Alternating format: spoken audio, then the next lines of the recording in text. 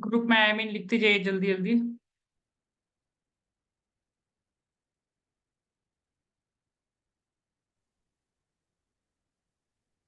Video on कर लीजिए सब जन quickly.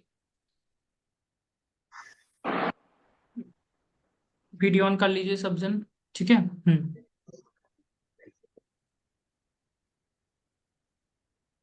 Everybody write in the group I am in and video on कर लीजिए। ठीक है। लक्ष्मण, पीहू, तनुष्का। ठीक है। Write in the group I am in quickly.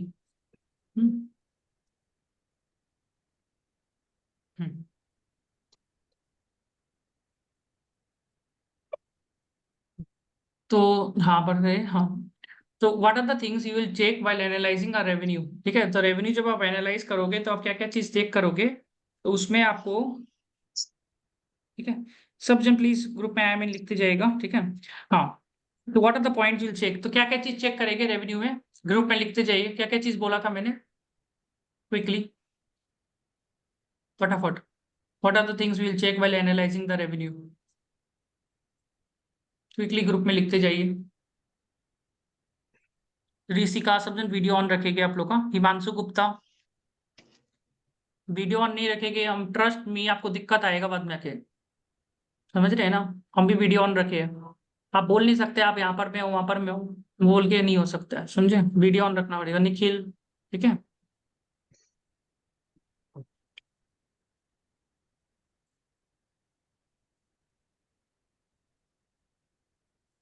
Revenue due diligence. ठीक है। ऋषिका, सब जन वीडियो ऑन रखेंगे। निखिल, तनुष्का। ठीक है। Interview will give the dummy Excel data. Very good, Sahil. Revenue coming from which product and location, and revenue diversification. Cash centric or data centric. ठीक है। Cash centric और data centric. Cash India next 5 years में location cell होगा या नहीं होगा।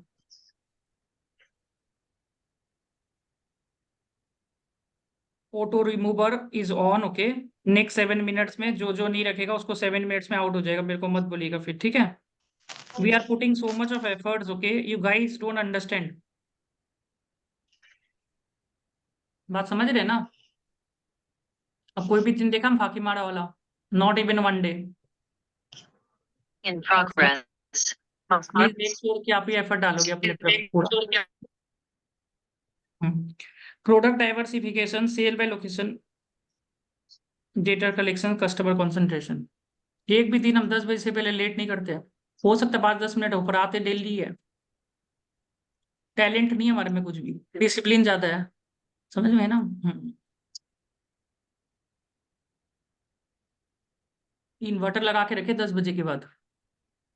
खराबी हो जाएगा तो हम लोग को रखना है वो टाइम में, आंधी हो या तूफान हो, कोई कोई दिन अलग बात होता है, समझे। तो डिसिप्लिन रखना पड़ेगा सबको। Product diversification, sale by location, data collection, create customer concentration. Very good, very good.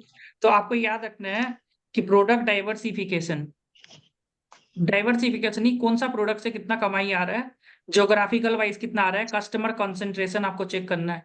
अब मेरे को ये बताओ, क्वेश्चन ग्रुप में पूछेगा इंटरव्यू में ये पूछेगा, why customer concentration is very important to check. customer concentration is very important to check, is very important to check in revenue, in revenue। ठीक है। why customer concentration is important to check in revenue, why customer concentration is important to check in revenue, बताओ। Like customer relation अच्छा होना चाहिए, like customer concentration क्या company का होता है, with customer Since if concentration. the customer, I mean, the major customer defaults or goes out of the business or, it dissolves the contract with the company, then there will be a revenue loss to the company. So it will affect the sustainability. फिर से बोलिए क्या बोलना चाह रहे हैं। In case the contract with the customer, major customer dissolves or he exits with our, our relationship with him, so it might affect the sustainability of revenue and हाँ, it will customer impact the concentration है। Customer concentration का समझिएगा हिंदी में मतलब, आपका business एक customer के ऊपर में निर्भर है तो वो रिस्की है, तो आपको चेक करना है। वो कस्टमर आउट तो गया, वैसे नहीं होना चाहिए। तो whether your this is the something that you have to check, ठीक है, this is something that you need to check very nicely. तो what is the risk in the revenue? तो क्वेश्चन आपको पूछेगा इंटरव्यू में कि what are the risk factors, what are the risk factors in the revenue, risk factors in the revenue. तो risk factors क्या है? Revenue जब आप एनालाइज करे थे तो इनका रिस्क फैक्टर क्या है कि फ्यूचर में रिस्क क्या होगा? तो एक हो गया कस्टमर कॉन्सेंट्रेशन तो नहीं है, ठीक है। दूसरा, अगर अगर आप मान के चलो अगर कोई सीए इन प्रैक्टिस करता है तो सबसे बड़ा रिस्क क्या होता है? क्या होता है सबसे बड़ा रिस्क जो प्रैक्टिस करता है? तो सबसे बड़ा रिस्क क्या है बताओ? डिपेंडेंस ऑन द कस्टमर, पैसा देता नहीं है पार्टी समय समय में, कस्टमर एक्विजिशन। ठीक है। हाँ हाँ, तो वो एक बहुत बड़ा फैमिली और प्रॉब्लम हो सकता है। रिलेशनशिप हो जाएगा। करवा लीजिए, हम बाद में देंगे, बाद में देंगे, बाद में देंगे, बाद में देते। तो ये एक बहुत बड़ा Credit प्रॉब्लम होता है। sales, credit credit sales, sales, right. तो that is that we have to make sure कि वो डिपेंडेंसी, ये सब रिस्क फैक्टर्स है जो आपको ध्यान देना है। क्रेडिट सेल्स, कस्टमर कॉन्सेंट्रेशन, तो ये सारा चीज याद रखना है कि एक ही कस्टमर के ऊपर डिपेंडेंट तो नहीं है।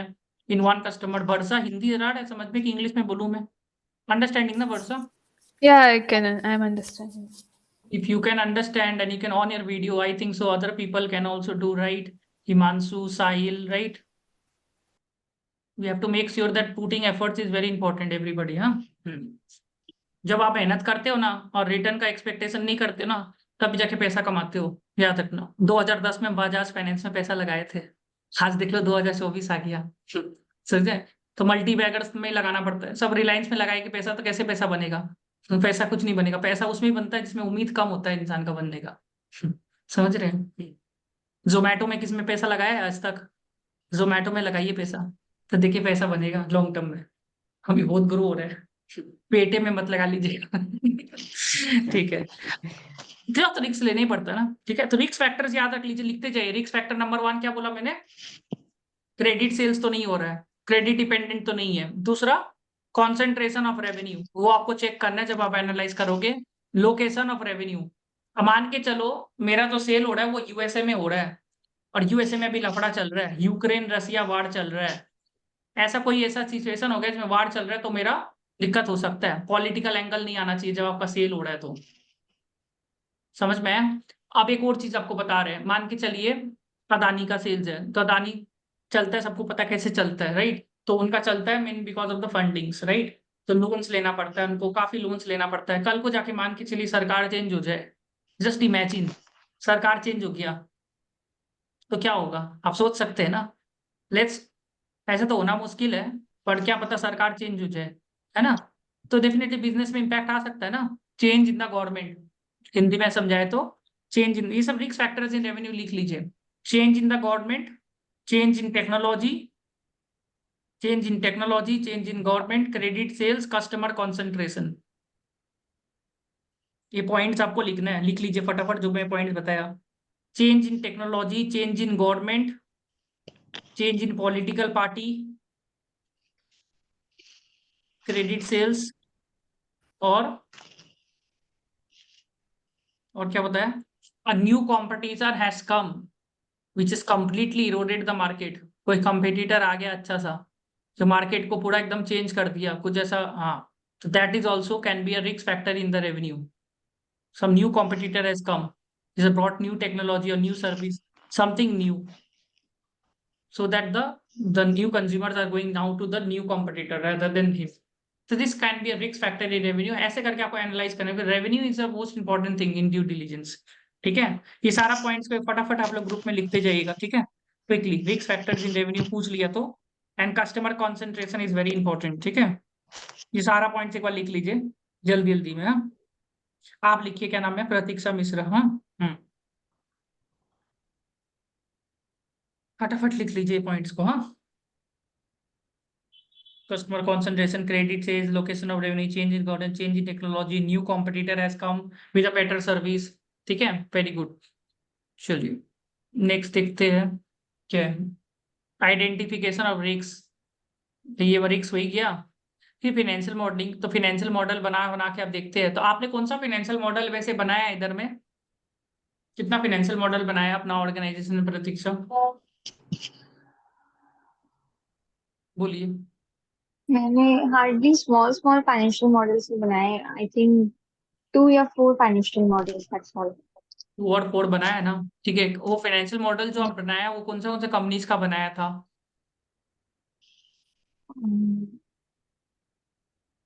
ऑयल का कंपनी का बनाया था मैंने। किसका? और ऑयल, लाइक वो लोग मस्टर्ड ऑयल में डील कर रहे थे, और ठीक भी है, डिफरेंट तो टाइप ऑफ एक ऑयल्स में आपने डील कर बनाया रहे थे। फाइनेंशियल मॉडलिंग और cooking oils basically. Cooking oil का बनाया, ठीक है।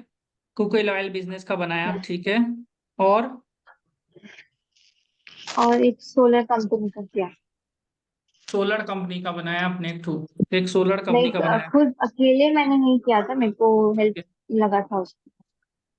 इंटरव्यू में तो अकेला ही बोलना मैंने किया था सब कुछ, ठीक है, तभी तो देंगे कॉन्फिडेंस के साथ, ठीक है। तो आप जो फाइनेंशियल मॉडलिंग बनाया, ठीक है, तो what are the assumptions you took while preparing this model?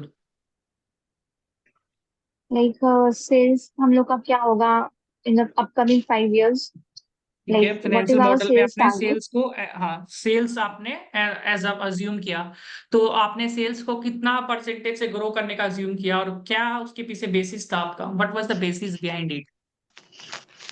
Like 10% or 15% in the upcoming 5 years, it will be increased. On that basis, we आपने actually prepared 10%, the financial 15% model. लिया। You took 10%, 15% increase in the revenue. What was the basis of 10 to 15%?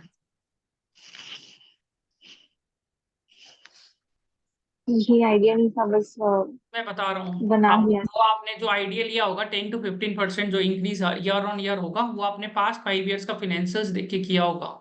तो past 5 years में ten to past fifteen 5 years percent का हाँ, average। तो वही 10 to 15% से revenue increase हो रहा था, वही उनको बोलना है आपको कि इनका लास्ट 5 years में फाइनेंशियल्स 10-15% से ग्रो हो रहा था। तो that basis we took to increase this, ये लिख लीजिए पॉइंट को, ठीक है। सिमिलरली कॉस्ट भी, आपका जो भी कॉस्ट होगा, आप बेसिकली जब फाइनेंशियल मॉडल बनाता है, तो हमने भी 25-30 हजार रुपये लगा के सीखा था, इसलिए आपको बता देते थोड़ा। तो आप पास्ट पास्ट 5 years का एक डेटा रखता है अपने पास, और उसके करंट ईयर्स का नेक्स्ट 5 years का एक डेटा रखता है, ठीक है।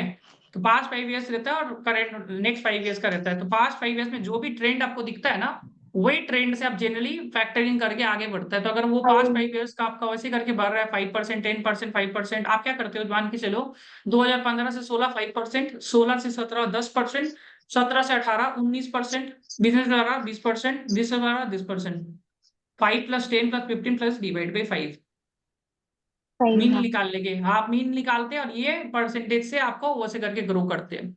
अब इसमें एक प्रॉब्लम है, हम्म। ये असम्पशन में एक प्रॉब्लम है, आपको बताता हूँ क्या आता है। इसमें आपको प्रॉब्लम ये बताना है, कुछ ईयर ऐसा होता है जिसमें हाई सेल्स होता है, ठीक है। तो कुछ हम्म। ईयर होगा जिसमें हाई सेल होगा अचानक से, जैसे अभी जियो आया था, रिलायंस जियो। तो रिलायंस जियो के कारण रिलायंस का पूरा ही एकदम 200-300% ग्रो हो जाता है। तो वो ईयर को आपको अवॉइड करके चलना पड़ता है, that is a different year. तो वो आपको एक्सेप्शन लेके चलना पड़ेगा। तो ये सब आपको अजम्पशन में बोलना पड़ेगा कि कुछ ईयर में हो सकता है कि अचानक से सेल बढ़ गया। अब हम लोग को ये देखना है जो अचानक से सेल बढ़ा, वो कैरी ऑन होगा कि जस्ट वन टाइम इवेंट है, and this is called quality of earning. समझ रहे? जब आप अज्यूम कर रहे हैं ना, फाइनेंशियल ओके। मॉडल बना रहे हैं आगे का, तो आपको इसको अवॉइड करके चलना है। बोलिए लक्ष्मण जी, बोलिए। सर मेरा एक छोटा सा डाउट था, मेरा ना इसमें वैसे एक्सपीरियंस नहीं है इतना, बस मेरे को ये जानना था कि अगर हम जैसे 6 ईयर की सेल्स निकालते हैं तो वो तो लास्ट 5 ईयर की सेल्स की प्रोजेक्शन के बेसिस पर होगा। बट अगर हम 7th ईयर का अगर सेल या प्रॉफिट वगैरह फोरकास्ट करते हैं, तो क्या हम 2nd से 6th ईयर तक की सेल्स देखते हैं या 1st से 6th ईयर तक की सेल देखते हैं फॉर सारा एवरेज सारा पर्पस के लिए? देखेंगे आप, 7th ईयर का निकालेंगे, आप सारा ही देखेंगे आप। समझ में आया? आप सारे ही देख के चलेंगे, ठीक है, सारा देख के चलेंगे। और जो ईयर में आपका एबनॉर्मल अर्निंग्स हुआ है, वो एबनॉर्मल अर्निंग्स को आप अवॉइड करके चलेगा, दैट ईयर को आपको अवॉइड करके चलना है, ठीक है। या वो देखना पड़ेगा वो अर्निंग कंटिन्यू होगा कि it's a one time event, ठीक है, तो वो Like आपको देख के COVID चलना also, sir. है। हाँ जी, COVID also. COVID में भी कोविड सर वगैरह, कम हो हाँ कोविड को भी ये आपको देख के चलना है। जैसे भोजन को लगा था कोविड के बाद आपका कुछ वर्क फ्रॉम होम हो जाएगा, और इसके कारण काफी लॉस हुआ काफी कंपनी सबका, पर फिर से वर्क फ्रॉम ऑफिस ही हो गया, है ना। तो वही बात है, तो काफी जन उस बहुत नुकसान हुआ था बहुत लोगों का, कि सबको लगा वर्क फ्रॉम ऑफिस होगा, तो उस टाइम भी वो एज्यूम्शन गड़बड़ हो गया था फिर बात। तो वो सब आपको लेके चलना पड़ता है, ठीक है। Growth rate will remain the same, ठीक है। तो ये आपको याद रखना है, रेवेन्यू ज्यादा करके इंपॉर्टेंट है आपका। तो फाइनेंशियल मॉडल में आपने क्या असम्पशन लगाया, अब आपको समझ में आ गया ना। आप लास्ट 5 ईयर्स का ट्रेंड देखा, जैसे जैसे वो जा रहा था वैसे वैसे आपने एरिथमेटिक मीन लगाया, डिवाइड बाई करके ऐसे करके निकाल दिया। देखिए मोटा मोटी आप कुछ भी बता दिए, मुंह चुप रखने से बढ़िया है कि कुछ ज्ञान दे देना। तो समझ में आया ना, ये चीज सबसे इंपॉर्टेंट चीज है, कुछ ना कुछ ज्ञान दे देना कि फाइनेंशियल मॉडलिंग अलग अलग तरीका से बनता है, ठीक है। आप डिस्काउंट फैक्टर क्या यूज किया था जब फाइनेंशियल मॉडल बना रहा था, what was the discount factor Pratiksha, discount factor? Sir याद नहीं आ रहा मेरे को। डिस्काउंट फैक्टर याद नहीं आ रहा है, ठीक है। तो डिस्काउंट फैक्टर भी एक होता है कि आपने रेवेन्यू फेवेन्यू निकाल के फिर आपको निकालना पड़ता है ना, FCFF, basically free cash flow निकालना पड़ता है। हाँ, SFM फ्री याद कैश करिएगा फ्लो, थोड़ा, हाँ हाँ कैपिटल हाँ। बजटिंग वाला चैप्टर काम आएगा। तो FCFF का फॉर्मूला आप लोग देख लीजिएगा क्या होता है। तो उसमें देखिए वो लोग डिस्काउंट करना पड़ता है ऑपरेटिंग कोई चीज कैश से। फ्लो माइनस कैपिटल एक्सपेंडिचर, वो हाँ होता है तो फॉर्मूला, ऑपरेटिंग हाँ कैश तो फ्लो माइनस कैपिटल एक्सपेंडिचर। हाँ जो भी है, तो वो FCFF निकालने के लिए इतना फाइनेंशियल मॉडल करता है। बेसिकली हम लोग फाइनेंशियल मॉडल बना के नेट प्रॉफिट निकाल रहा है, फिर नेट प्रॉफिट निकाल के, तो वही कर रहा है बेसिकली, नेट प्रॉफिट निकाल रहा है, फिर उसका फ्री कैश फ्लो निकाल रहा है, फ्री कैश फ्लो वगैरह निकाल रहा है, फ्री कैश फ्लो पॉजिटिव है नेगेटिव है वो सब चेक कर रहा है। डिस्काउंट रेट क्या यूज करेगा इसमें, अपना वो करता है ना डिस्काउंट रेट।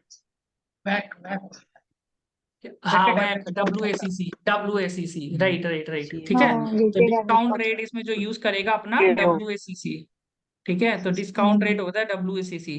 ये लोग पूछता है WACC का कैलकुलेशन बताओ कैसे होगा, उसमें KD यूज होता है, KE यूज होता है, SFM पूरा यूज हो रहा है आपका, KD या CAPM भी KE। आता है। हाँ वो CAPM मॉडल के हिसाब से। फिर बीटा पूछता है कि how to calculate beta, how to calculate beta, ये तो बहुत पूछेगा, how to calculate beta, what is beta, what is beta and how to calculate volatility beta. Risk होता है beta. Beta is the measure of systematic systematic risk, लिख systematic लीजिएगा। Risk. Beta is the measure of systematic risk, पूरा पूरी SFM ही है आपका। Beta is the measure of systematic risk. और हाउ टू कैलकुलेट बीटा, फिर बीटा का फॉर्मूला याद करिए, कोई को SFM करके आया तो लिखिए ग्रुप में, SFM किसको अच्छा मार्क्स मिला था, ठीक है। तो beta is the measure of systematic risk. देखिए आज का डेट में अगर आपको ये सब चीज नहीं आ रहा है ना, तो आप इसी प्लेनेट से है, याद रख लीजिएगा। और आपको पहले से ये सब आता है ना, तो ठीक है ना, अच्छी बात है, आपको आता है। नहीं आता है तो आपको सीखना है ये सब चीज, तो डरने की कोई बात नहीं है। समझ, सब कुछ सीख जाएंगे तो फिर क्या करेंगे प्लेनेट में रह के, राइट, है ना। तो अगर नहीं आता है तो अच्छी बात है, सीखिए, समझ है। हाँ। तो ये हाँ भोजन कर, मेरे को ये भी नहीं आता वो भी नहीं आता, अच्छी बात है ना, नहीं आता है तुमको, किसको नहीं आता तो अच्छी बात है ना। तुमको नहीं आता इसका मतलब बहुत लोगों को नहीं आता है। अब तुमको अगर अचानक से आ जाएगा तभी तो अच्छी बात है ना, हाँ ठीक है, वही बात है। बीटा का लिख लेना, what is beta and what is the calculation of beta, ठीक है। बीटा का फॉर्मूला नहीं पता आप लोगों को, beta is a measure of systematic risk. Beta का फॉर्मूला याद फॉर्मूला करो क्या है। Covariance by variance. हाँ कोवेरिएंस है, वेरिएंस है, और भी फॉर्मूला है इसका बहुत सारा। स्टैंडर्ड डेविएशन यूज बीटा करते हैं बहुत ना पूछेगा डब्ल्यू तुमको, डिवाइड। बीटा का फॉर्मूला निकाल के लिख लो ग्रुप में सब जन। तो what is the primary focus of financial due diligence. Primary focus तो यही हो गया कि भाई सिनर्जी निकल के आएगा, मर्जर वो सब करके, तो whether the synergy will come. तो अगर पूछता है कि what is the focus of due diligence, ठीक है, आप कल ही प्रतीक्षा वापर में कॉन्फिडेंस रखना, एंड कॉन्फिडेंस के साथ कुछ भी बोलना उन लोग ले लेगा, मैं आपको बोल रहा हूँ। क्योंकि आप ऐसे ही मर्जर में काम किए हैं जो कि बहुत टिपिकल प्रोफाइल है, तो उसको लगेगा आपको पहले से ही आता है, तो उसके सामने कॉन्फिडेंस रखेंगे तो हाई चांसेस है लेने का चांसेस बढ़ जाता है, याद नहीं तो किधर और। तो भाई वही है कि कॉन्फिडेंस के साथ जो भी बोलना है बोलिएगा। तो व्हाट इज द प्रो, याद नहीं आ रहा वो ज्यादा बेटर है, ठीक है। आई डोंट हैव क्लू मत बोलिएगा, I don't remember that is better rather than saying I don't have clue. समझ गया है ना, ठीक है हाँ ठीक है। हाँ आई डोंट हैव क्लू मत बोलिएगा, क्लू तो सब चीज का याद नहीं आ रहा है बस, ठीक है। Focus on due diligence financials, तो इसमें क्या बोलेंगे, what is the focus of financial due diligence, whether the business is having synergy, synergy and all. तो हम लोग सिनर्जी, फायदा है मर्जर करके, फायदा है क्या मर्जर करके, ये सब चीज। And whether the organisation is reporting true earnings और नॉट, ठीक है। तो कॉम्पिटिटिव अर्निंग्स है, रिस्क एंड आपको एसोसिएट पता चलता है कि क्या रिस्क है, फिर हेल्थ असेसमेंट हो रहा है, कंपनी का फाइनेंशियल पोजीशन कैसा है, target company, quality of assets वगैरह, कोई रेड फ्लैग तो नहीं है, कोई फ्रॉड तो नहीं हुआ है, क्योंकि ऑडिट तो ऊपर ऊपर से होता है। अब ये ड्यू डिलिजेंस थोड़ा अंदर जाता है थोड़ा। ये देखा है पोटेंशियल डील ब्रेकर क्या है, मतलब क्या चीज से डील ब्रेक हो सकता है, कुछ ऐसा चीज है जो छुपाया गया है, वो सभी चीज होते हैं, ठीक है। देखिए फाइनेंशियल ड्यू डिलिजेंस सिंपल है। मैं आपको बोलूँ तो जैसे कल का शादी ब्याह होता है, फिगर लगाता है ना किसी को, उसका ड्यू डिलिजेंस करने के लिए वही हो गया एक टाइप का पोटेंशियल डील ब्रेकर, है ना? है ना? तो पंडितों को लगाता है, इसका चेक करके आओ पूरा, है ना? जन्म तिथि तक चेक करके आओ कि भाई सही है कि जो बता रहा है वो उतना अर्निंग हो रहा है। भोजन बोलते 30 लाख रुपए कमाता है, लेकिन इतना कमाता है कि नहीं चेक करना। यही फाइनेंशियल ड्यू डिलिजेंस हो रहा है बेसिकली। ये कंपनीज का फाइनेंशियल ड्यू डिलिजेंस हो रहा है, वहां पर इसका हो रहा है। काम काम तो वैसे ही है, इन्वेस्टिगेशन होता है फिर अच्छा से, राइट? फिर इसमें आप लोग कैरेक्टर भी चेक करता है, खाली ये तो क्या फाइनेंशियल्स, पर आपको कैरेक्टर भी चेक करना है। प्रोमोटर का लॉन्ग स्टैंड है, हिस्ट्री कैसा है, how is the long stand history of the promoter. ठीक है, आप इसमें क्या लिखा, गेन इनसाइट इनटू की drivers influencing the target company financial performance, analysing this benchmarks and all. ठीक है, अब ये क्या लिखा, की ड्राइवर्स क्या है, रेवेन्यू कैसे ड्राइव होता है, क्या से कम नहीं होता है, फिर कैश जनरेशन, ये सब चीज, तो ये सब ज्ञानबाजी है। मोटा मोटी समझ गए तो आप बोलने लायक हो जाएंगे। फिर क्या लिखा है, component of earning to ensure there are high quality and sustainable earnings. मतलब अर्निंग्स जो है हाई क्वालिटी का है, मतलब ये नहीं कि एक बार हो गया अर्निंग्स, बार बार होते रहेगा। Identify any one time errors that may impact the future performances. ठीक है, रिस्क असेसमेंट हो ही गया। फिर क्वालिटी ऑफ अर्निंग्स में क्या लिखा है देख लेते हैं, ट्रू रिफ्लेक्शन ऑफ दिस की एस्पेक्ट्स। क्या हो गया आपका की एस्पेक्ट्स, देख लीजिए क्या है, revenue, understanding expense management, irregularities of non recurrence. ठीक है, इजी इजी वर्ड्स है, ज्यादा कुछ नहीं है। ठीक है, एक सेकंड में इसको चार्ज में लगा देता हूँ, 2 मिनट दीजिएगा मुझे। हम्म,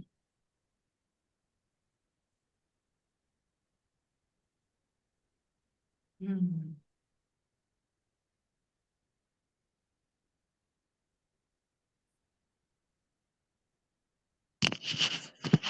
अब आता है क्वालिटी ऑफ एसेट्स। ठीक है, क्वालिटी ऑफ एसेट्स में क्या लिखा है, quality of asset refers to the assessment of financial health and reliability of an asset within the business, scrutinizing various aspects such as accuracy of financial statement, effectiveness of control, sustainability, overall risk associated with the asset. The inevitability, the focus is evaluating the quality and integrity of the financial information to provide insight into the potential risk and opportunities associated with an investment or transaction. One specializing in ability to play a crucial role in ensuring that the assets under concession meet the necessary quality standards and contributing to informed decision making. Basically तो assets है, assets आपने title deed check किया ना, आप title deed वगैरह check किया, तो पहले तो हम लोग देखेगा कि एसेट इसका ही नाम पे है, ओनर का ही नाम पे है। फिर एसेट का क्वालिटी कैसा है, एसेट का क्वालिटी कैसा है, एसेट ऐसा तो नहीं है कि पूरा खराब हो चुका है, क्वालिटी स्टैंडर्ड है, फर्नीचर है, फिक्स्ड एसेट है, वो है, तो वो अच्छा क्वालिटी मेंटेन रखा है कि नहीं, और वो उसी का नाम पे है, ओनरशिप। जैसे आप फिक्स्ड एसेट अगर Let's ऑडिट be करते हैं तो honest. उसमें फिक्स्ड एसेट का आप ऑडिट करते हैं तो उसमें क्या क्या असर्शंस होता है, existence, rights and obligation, completeness, वो सारा असर्शंस आपको चेक करना है बेसिकली जब क्वालिटी ऑफ एसेट्स चेक करेगा। तो क्वालिटी ऑफ एसेट्स में जब क्वालिटी ऑफ एसेट्स करेंगे तो आपको fixed quality of assets basically आपको फिक्स्ड एसेट्स का ही बात कर रहे हैं ज्यादा करके लोग, फिक्स्ड एसेट्स ज्यादा करके याद कर रहे हैं, तो उसका असर्शंस याद रखेगा और असर्शंस के बेसिस में पॉइंट्स बता दीजिएगा। एग्जिस्टेंस, क्या क्या असर्शंस होता है, एक तो एग्जिस्टेंस होता है, एक राइट्स एंड ऑब्लिगेशन जो आप चेक करते हो थ्रू किसका, टाइटल डीड से, टाइटल डीड से चेक करते हो। फिर completeness, completeness, Valuation. Valuation, presentation, disclosure, presentation and disclosure. ठीक है, प्रेजेंटेशन एंड डिस्क्लोजर, तो ये आप चेक कर लिए। ठीक है, तो ये आप हो गया। फिर इसमें क्या लिखा है दिखते आगे, what you understand by the earnings.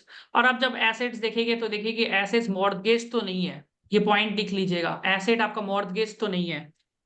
ठीक है, ये मैं पॉइंट लिख देता हूँ, whether the assets are under any mortgage और नॉट, कि खुद का है कोई बिना मॉर्टगेज का है, और सिक्योरिटी कोई और एनी चार्जेस इंक्लूडेड, चार्जेस तो नहीं है अगेंस्ट द एसेट।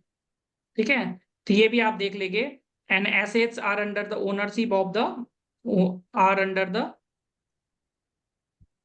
ओनरशिप और लीज्ड। ठीक है, तो आप बड़ा बड़ा में ये देखेंगे कि ये एसेट इसका ही नाम पे है, कोई मॉर्टगेज तो नहीं लग के रखा है, मतलब अच्छा क्वालिटी का एसेट है, मतलब उसका ही नाम पे है सारा प्रॉपर्टी। जैसे ना बड़ा बड़ा कंपनी होता है, आप एकदम एक और ध्यान दोगे चीज चेक आपको कर ये सब। सकते हैं ना। देखिए, आप बड़ा बड़ा कंपनी डूबता क्यों है, अब अगर देखिए कैफे कॉफी डे बहुत सारा कर्जा लेके रखा था, बहुत सारा कर्जा लेके रखा था, बिजनेस तो इससे इतना खराब नहीं चल रहा था, पर कर्जा इतना ज्यादा ले लिया कि वो फंस गया था। फिर Future बात समझ retail रहे हैं ना? also. हाँ बिग तो बाजार। ये लोग, हाँ तो सब कुछ वो लोग गिरवी में रख देता था वैसे करके, फिर वो लोग शेयर मार्केट का भी मॉर्गेज करके रख, प्लेजिंग, प्लेजिंग नहीं होना चाहिए, प्लेजिंग ऑफ शेयर्स, ये भी आप देख लेंगे, pledging wedging, there should be no pledging, ये वो सभी देख सकते हैं, ठीक है, there should be no pledging of shares, pledging तो नहीं करके रखा, प्लेजिंग खराब चीज होता है हमेशा, प्लेजिंग ऑफ शेयर्स और एनी प्रॉपर्टी, और एनी प्रॉपर्टी, ठीक है। एक ये लोग क्वेश्चन रेवेन्यू में पूछता है, मैंने देखा है ज्यादा करके, कि जैसे फॉर एग्जांपल अगर रेवेन्यू है और आपको किसी का रेवेन्यू बढ़ाना है तो आप कैसे बढ़ाओगे। फॉर एग्जांपल मैगी है, मैगी का रेवेन्यू बढ़ाना है तो कैसे बढ़ाओगे प्रतीक्षा, मैगी का हमको रेवेन्यू बढ़ाना है अपना कम्पेटिटिव वाई वाई से ज्यादा, तो हम कैसे बढ़ाएगा, प्राइस बढ़ाएगा तो भाग जाएगा कस्टमर, क्वांटिटी को कम कर देता है क्वांटिटी को कम कर देता है प्रॉफिट मार्जिन बढ़ाने के लिए, हमको प्रॉफिट मार्जिन बढ़ाना है और हम प्राइस को बढ़ा नहीं सकते हैं, हमको प्रॉफिट मार्जिन कंपनी का बढ़ाना है और हम प्राइस को नहीं छेड़ सकते हैं, तो क्वांटिटी कम कर देगा।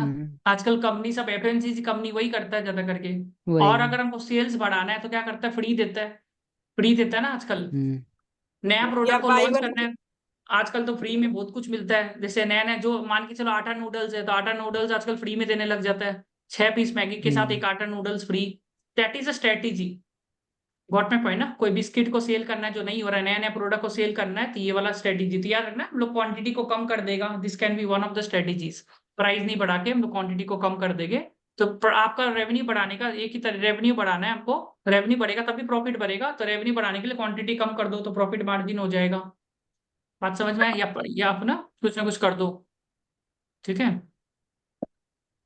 कुछ, okay, what do you understand भाई, ये भी याद रख लेने, क्वेश्चन पूछ लेता है, ठीक है, व्हाट डू यू अंडरस्टैंड भाई। एक वो क्वेश्चन भी पूछता है, डीएसओ क्या होता है, डीएसओ, डीएसओ, ठीक है, तो ये पॉइंट याद रख लेना जो मैं बताया ना, सैटरडेज मैगी का क्वांटिटी कम कर देगा, डीएसओ क्या होता है फुल फॉर्म, सैटरडेज ही होता है, Debtor, sale sales full form तो आउटस्टैंडिंग, डे सेल्स आउटस्टैंडिंग। हाँ वेरी गुड, कौन बोला ये आंसर, डे सेल्स आउटस्टैंडिंग, कौन बोला था ये, कौन, मैं बोला था कौन? और कोई तो बोला था I ठीक है, guess। Day sales outstanding, very good, day sales outstanding का फॉर्मूला क्या है पूछा था, एफडीडी में पूछा था ये वाला, डे सेल्स आउटस्टैंडिंग का फॉर्मूला क्या है, जल्दी से, इजी एकदम, मतलब फॉर्मूला तो नहीं पता, लाइक वो डेटा सेल्स के बाद टर्नओवर कैश रेशियो डिवाइड कितनी बाय डेटा टर्न 365, सर का 365, data turnover data ratio divide by turn 365 नहीं, 365 divide bye data turnover like ratio, divided by debtor turnover ratio. लिख लो इसका आंसर, लिख लो ग्रुप में, 365 divide bye debtors turnover ratio, 365 divide bye data turnover ratio, फटाफट लिख लो, फिर लिखो डेटा टर्नओवर रेशियो का क्या फॉर्मूला होगा, ये पूछता है what is DSO, day sales outstanding, 365 divide by, आप लोग डीएसओ चेक करेगा, डीएसओ से क्या आप लोगों को समझ में आता है, कितना जल्दी सेल्स how का पैसा fast मिलता है हमको, how fast the debtor, I mean sales sales का is पैसा converting जल्दी, it. कितना जल्दी हमको सेल्स कन्वर्ट होता है कैश में, बड़सा समझ रहा है ना, तुमको सारा सवाल पूछेगी लास्ट में, ठीक है,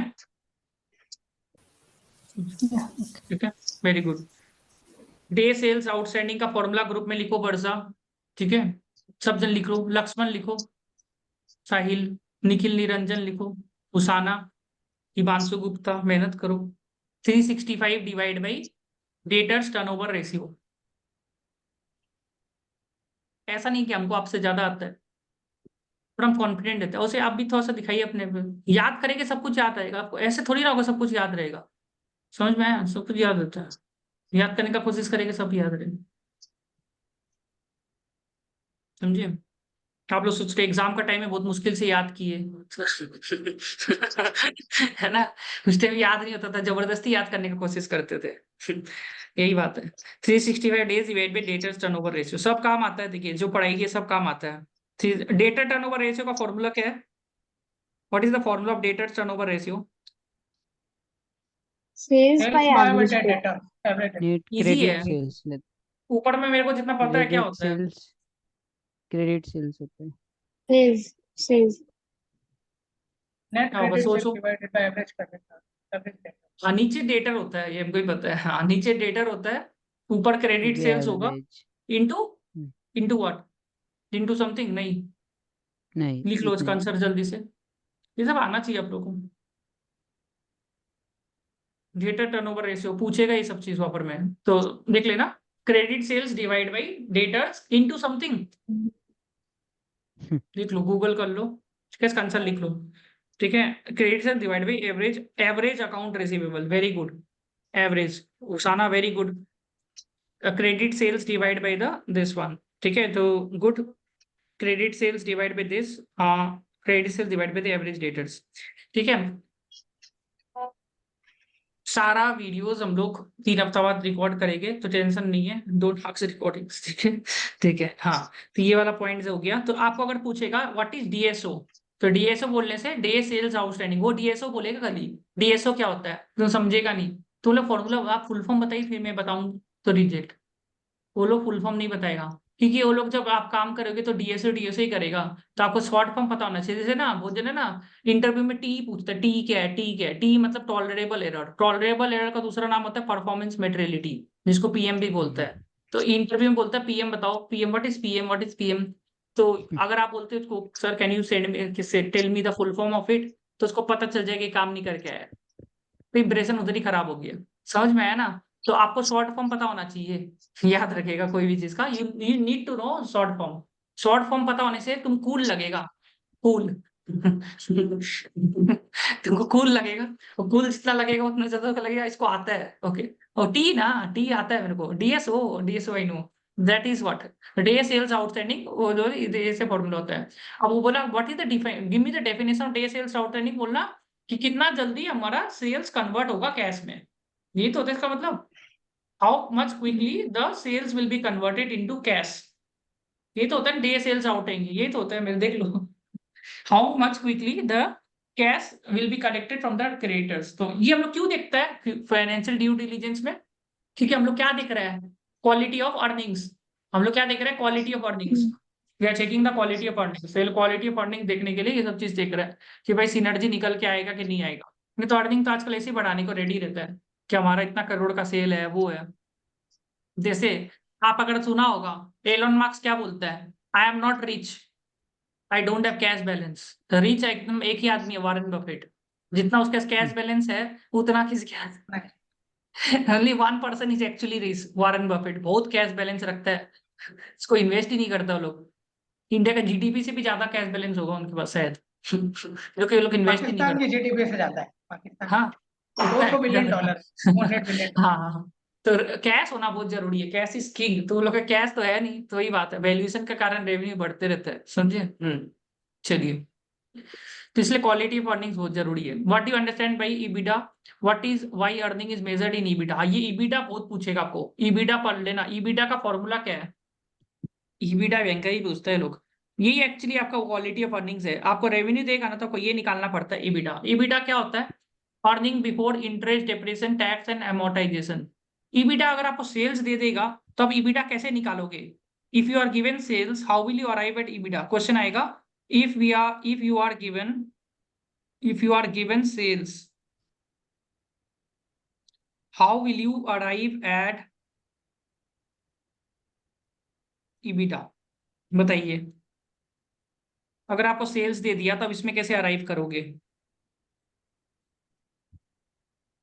sales less the operating expenses, ठीक है, sales less the sales operating, और माइनस कुछ, कॉस्ट ऑफ गुड्स सोल्ड, तो ग्रॉस प्रॉफिट आएगा, ग्रॉस प्रॉफिट से माइनस ऑपरेटिंग एक्सपेंस करेंगे तो हाँ very good operating very income good, आता है। हाँ ऐसे गलती हो जाता है, हाँ सही, ईबीआईटी नहीं, ऑपरेटिंग इनकम नहीं होगा, ऑपरेटिंग इनकम एबिट होता है, ऑपरेटिंग इनकम ईबीआईटी होता है, इसमें बिफोर डेप्रिसिएशन एंड एमोर्टाइजेशन है, एक बार लिख लीजिए इसका आंसर ग्रुप में, वेरी गुड, अब याद आया ना, ये सब भूल जाते हैं। Depre sales add back minus होगा कॉस्ट ना, of goods sold minus operating expenses, ठीक है, सेंड्स ऑन दिस इन ऑपरेटिंग एसेज कैल, एक्सपेंस में डेप्री आता है ना, तो वो एड बैक कर देगा। ऑपरेटिंग एक्सपेंस में डेप्रिसिएशन आता है, तो हम लोग इसको बिफोर क्या ले रहे हैं, before interest depreciation tax and amortisation, ये calculate the earning before the, it is calculating the earnings, earnings मतलब ऑपरेटिंग इनकम, राइट। आप एक काम करो ना, ईबीआईटी निकाल लो, ईबीआईटी ऐड कर निकाल दो, के add add back depreciation, depreciation कर दो, एंड अमोर्टाइजेशन। तो इसका लिख लो, ऐसे नहीं होगा, शायद ये गड़बड़ हो जाएगा। तो आई थिंक सो ईबीआईटी होगा आपका, लिख लो ईबीआईटी होगा आपका, होगा ईबीट प्लस डेप्रिसिएशन